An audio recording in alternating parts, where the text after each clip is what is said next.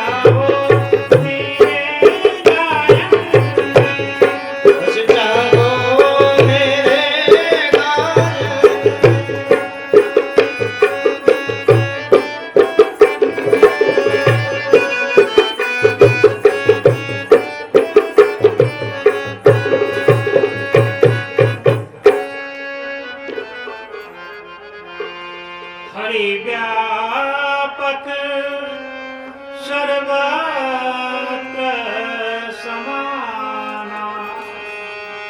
हरि व्यापक सर्वत्र समाना।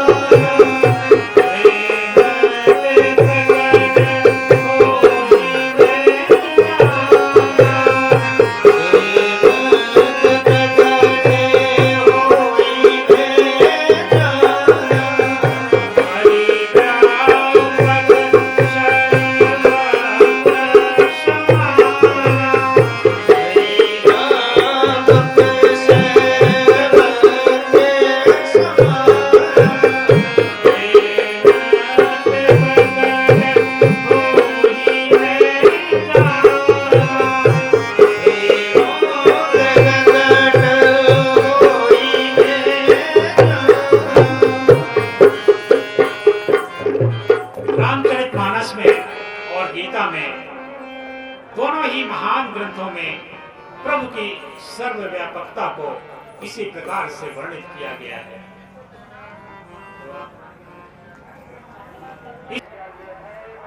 संसार में जितने भी मनुष्य हैं दो तरह से जीवन यापन करते हैं। एक प्रकार के जीवन यापन को हम कहते हैं यज्ञमय जीवन और दूसरे प्रकार के जीवन को कहते हैं स्वार्थमय जीवन, यानी इंद्रिय सुख के लिए जीना। प्रथम प्रकार का जीवन जो यज्ञमय जीवन है उसको हम जान लें। यज्ञमय जीवन किसे कहते हैं? यज्ञमय जीवन से तात्पर्य है ऐसा जीवन जीना जो अपने इंद्रिय सुख के अलावा दूसरों के काम में भी आए, अपने अलावा औरों के बारे में सोचना यज्ञमय जीवन कहलाता है। या इस बारे में सोचना कि हमें इस शरीर को किसने प्रदान किया है, हमें समस्त सुख से संबंधित वस्तुओं को किसने प्रदान किया है, ये पानी हमें कहां से मिलता है, वायु कहां से मिलती है, अनेक प्रकार के अनाज हमें कहां से प्राप्त होते हैं, अनेक प्रकार के फल पुष्प हमें कहां से प्राप्त होते हैं, ये सारी चीजें हमें कहां से प्राप्त होती हैं? प्रकृति से प्राप्त होती है। प्रकृति इन सभी चीजों को हमें उपलब्ध कराती है जिनसे हमारा जीवन यापन होता है। तो हमारा क्या धर्म है कि हम भी प्रकृति के देवताओं के बारे में सोचें।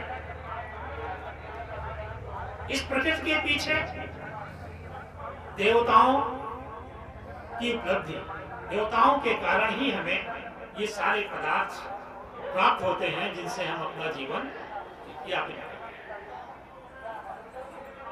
यदि जल नहीं होता तो क्या हमारा जीवन संभव था? नहीं। यदि पृथ्वी नहीं होती तो क्या हमारा जीवन संभव था? अनेक प्रकार के अनाज फल फूल सुगंधित द्रव्य यदि नहीं होते तो क्या हमारा जीवन संभव था? नहीं। तो हमारा क्या कर्तव्य बनता है कि हम भी प्रकृति की पूजा करें। प्रकृति के पीछे देवताओं का निवास है। जैसे हम कहते हैं वरुण देवता, पृथ्वी माता, अग्निदेव, तो ये पांचों तत्वों के पीछे एक दिव्य शक्ति है। सभी ईश्वर के प्रतिनिधि के रूप में देवी देवता काम करते हैं। तो उन देवी देवताओं को भी तो कुछ चाहिए। यदि हमें अनेक प्रकार के अनाज चाहिए, अनेक प्रकार के दिव्य सुगंधित वस्तुएं चाहिए, वस्त्र चाहिए, तो देवताओं को भी कुछ चाहिए उसके बदले में।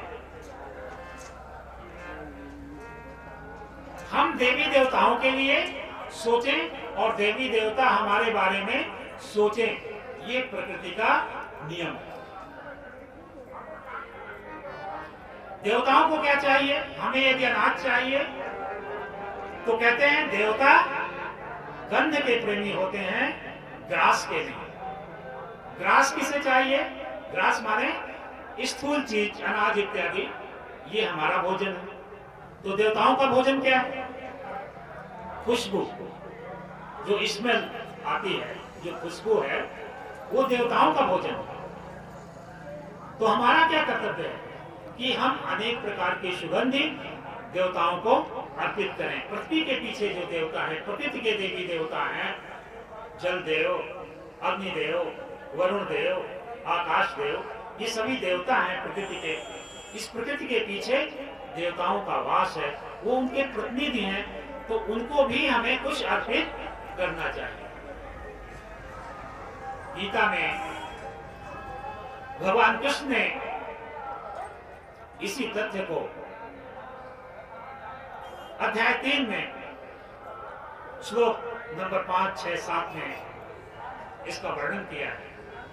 भगवान कृष्ण कहते हैं अर्जुन से, देवान् भाव यतनेन ते देवा भावयन्तु परस्परं भावयन्तः श्रेयः परमावाप्स्यत। देवान् भावयतानेन ते देवा भावयन्तु।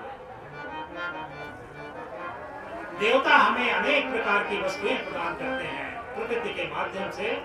तो हमारा भी कार्य है, हमारा भी ये धर्म है कि हम भी देवताओं को कुछ अर्पण करें। इस प्रकार से एक दूसरे की सहायता करते हुए एक बहुत अच्छा जीवन, एक सृष्टि चक्र काम करता है।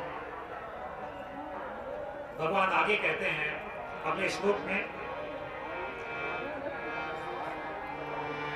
इष्टान् भोगान् धिवो देवा दास्यन्ते यज्ञभाविता तैर्दत्तान् प्रदायेभ्यो यो पुण्येस्तेन देवशः। अनेक प्रकार के इष्टान भोगान में वो देवा, वह देवता, पृथ्वी के प्रकृति के देवता हमें अनेक प्रकार की इष्ट चीजें जो आप चाहते हैं वो सारी चीजें उपलब्ध कराते हैं। लेकिन उनकी इन दी हुई चीजों के पश्चात जब इनके बदले में हम उन्हें कुछ प्रदान नहीं करते हैं तो हम चोरी का अन्न खाते हैं। ऐसे व्यक्ति चोर कहलाते हैं जो ईश्वर की इतनी सारी चीजें, ईश्वर के द्वारा, प्रकृति के द्वारा प्रदत्त इन सारी चीजों का उपभोग करते हैं और इसके बदले ईश्वर का नाम तक नहीं लेते, ईश्वर का स्मरण तक नहीं करते, एक अगरबत्ती तक उनके लिए नहीं जलाते। क्योंकि देवताओं का भोजन क्या है? गंध। हमारा भोजन क्या है? ग्रास। हमें ग्रास चाहिए, देवताओं को गंध चाहिए। तो यदि प्रकृति हमें ग्रास देती है, भोजन उपलब्ध कराती है, अनेक प्रकार के वस्त्र इत्यादि उपलब्ध कराती है, तो भगवान को भी उसके बदले में, भगवान को क्या, देवी देवताओं को भी उसके बदले में हमें गंध अर्पित करना चाहिए। तो ये है यज्ञमय जीवन। इसको कहते हैं यज्ञमय जीवन। जब हम प्रकृति का उपभोग करें, प्रकृति की समस्त वस्तुओं का उपभोग करें और उस उपभोग के बदले में प्रकृति के देवताओं को, देवी देवताओं को अर्पण करें, गंध इत्यादि, सुगंधित द्रव्य इत्यादि उपलब्ध कराएं, तो इसको कहते हैं यज्ञमय जीवन। इस तथ्य को जो समझता है वही वास्तविक रूप से यज्ञमय जीवन जीता है। जो इस प्रकार का जीवन यापन नहीं करता, केवल इंद्रिय सुख के लिए खाना जो अपने लिए ही केवल बनाते हैं, ईश्वर को, देवी देवताओं को कुछ अर्पित नहीं करते, तो ऐसे व्यक्ति जो हैं वो निसंदेह मिथ्या जीवन यापन करते हैं। उनके जीवन जीने का कोई उद्देश्य नहीं है। अगले श्लोक में, श्लोक नंबर 13 में भगवान कहते हैं अर्जुन से, यज्ञ शिष्टाशिनः सन्तो मुच्यन्ते सर्वकिल्बिषैः भुञ्जते ते त्वं पापा ये पचन्त्यात्मकारणाः।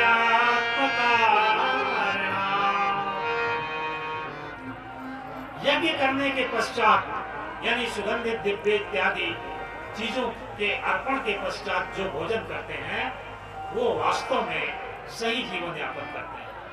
और जो केवल अपने लिए भोजन बनाते हैं, अपने लिए भोजन पकाते हैं, इंद्रिय सुख के लिए, और उन्हें अन्य देवी देवताओं से कोई लेना देना नहीं है, ये ऐसे लोग जो हैं वो पापी लोग कहते हैं।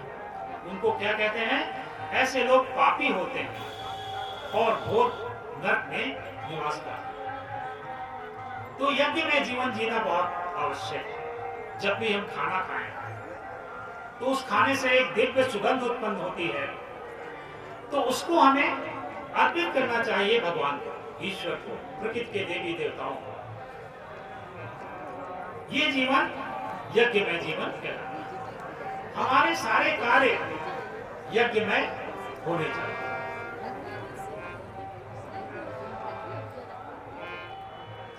भगवान आगे कहते हैं कि हे कृष्ण, हे अर्जुन, इंद्रिय सुख के लिए केवल जो जीवन जीते हैं वो सृष्टि चक्र के नियम का पालन नहीं करते हैं, उनका जीना व्यर्थ है। एवं प्रवर्तितं चक्र नानुवर्तयति गयः अधायो इंद्रियारामो मोहं पार्थ सजीवति। ये एक सिस्टम है, एक चक्र है प्रकृति का कि हम देवी देवताओं का पोषण करें और देवी देवता हमारा पोषण करें। ये सृष्टि चक्र है। इस सृष्टि चक्र के विपरीत जो काम करता है, केवल इंद्रिय सुख के लिए जीवन जीता है, वो निश्चय रूप से उसका जीना इस संसार में व्यर्थ है, उसके जीने का कोई तात्पर्य नहीं। इस संसार में चूंकि प्रभु की पराशक्ति आत्मा और प्रभु की अपराशक्ति प्रकृति, इसके अलावा कुछ भी नहीं है, तो हमें सब कुछ कृष्ण को ही अर्पित करना है। हमें अपनी सारी गतिविधियों को कृष्ण को ही अर्पित करना है और इस मंत्र का जाप करना है। इदं न मम, आप लोग भी बोलिए, इदं न मम, इदं न मम, यानी ये मेरा शरीर नहीं है। हे भगवान, ये मेरा शरीर नहीं है, ये वास्तव में आपका ही है। इदं न मम, इदं न मम, इदं कृष्णस्य शरीरम्, इदं कृष्णस्य शरीरम्, इदं कृष्णस्य जीवनम्। इदं कृष्णस्य जीवनम्। ये शरीर भी आपका है हे भगवान, हे कृष्ण, ये शरीर भी आपका है और ये जीवन भी आपका है। इसलिए ये मेरा शरीर और ये मेरा जीवन आपको सादर समर्पित है। और इस शरीर की जितनी भी गतिविधियां हैं, जितनी भी क्रियाएं हैं, वो सब आपको समर्पित है। इदं न मम, इदं कृष्णस्य शरीरम्, इदं कृष्णस्य जीवनम्, प्रयच्छ इदं कृष्णाय, प्रयच्छ इदं कृष्णाय। इसलिए हम अपने शरीर की समस्त गतिविधियों को, अपने जीवन में हम जो भी कर्म कर रहे हैं, वो सारे कर्म हमें कृष्ण को अर्पित करना है कि हे भगवान, ये शरीर मेरा नहीं, ये आपका है, ये जीवन मेरा नहीं, ये आपका है।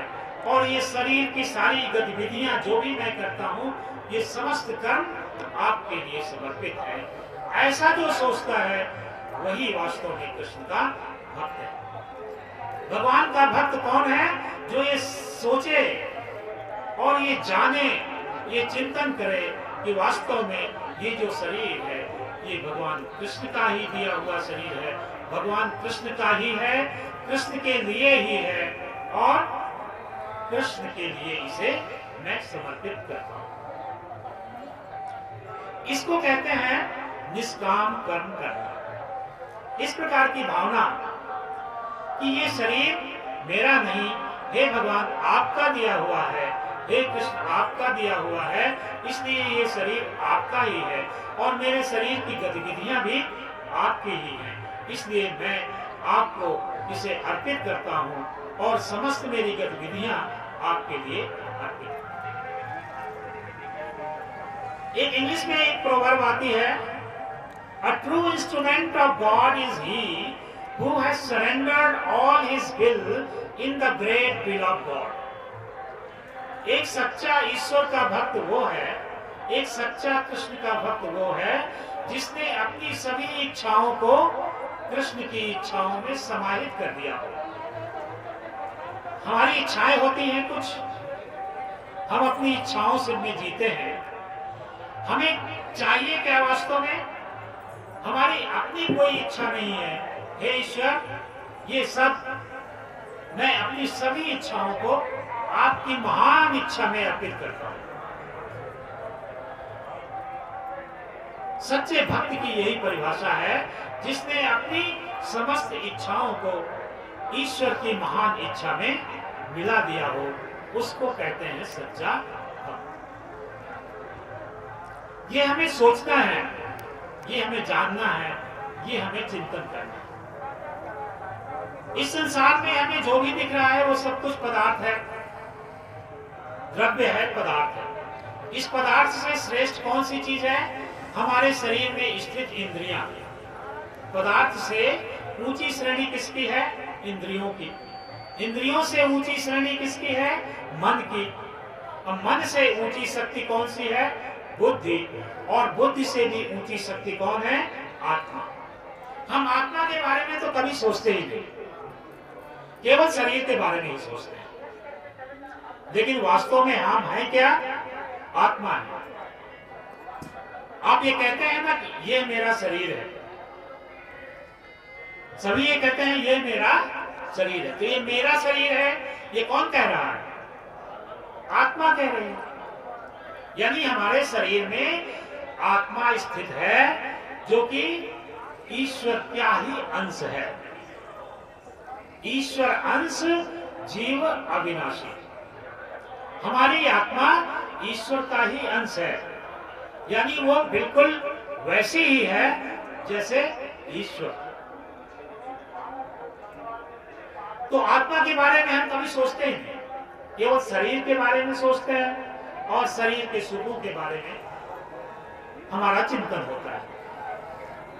हमें सोचना क्या है कि मैं एक आत्मा हूं और ईश्वर के दिया हुआ, ईश्वर के द्वारा दिया हुआ ये मेरा शरीर है और ये शरीर आत्मा के लिए ही है, आत्मा का सहयोगी है और मैं तो ईश्वर का ही अंश हूं, ईश्वर की एक दिव्य किरण हूं। ईश्वर एक प्रकाश पुंज है, एक ऐसा प्रकाश पुंज जिससे सब कुछ प्रकाशित होता है। ईश्वर एक ऐसा प्रकाश पुंज है जिससे सब कुछ प्रकाशित होता है और उसी प्रकाश पुंज की हम एक किरण है। सभी आत्माएं उसी प्रकाश पुंज की एक किरण है और ये हमारा शरीर है जो हमारा सहयोगी है। इस प्रकार का चिंतन करके हमें जीवन जीना चाहिए। तो समझिए कि हम यज्ञमय जीवन जी रहे हैं। यज्ञमय जीवन जीना मनुष्य जीवन का उद्देश्य है। यदि हम यज्ञमय जीवन नहीं जी रहे, केवल इंद्रिय सुखों के लिए जीवन जी रहे हैं, तो वो हमारा जीवन व्यर्थ है, जिसके बारे में भगवान कृष्ण कहते हैं, एवं प्रवर्तितं चक्र नानुवर्तयति अधायो इंद्रियारामो मोघं पार्थ सजीवति।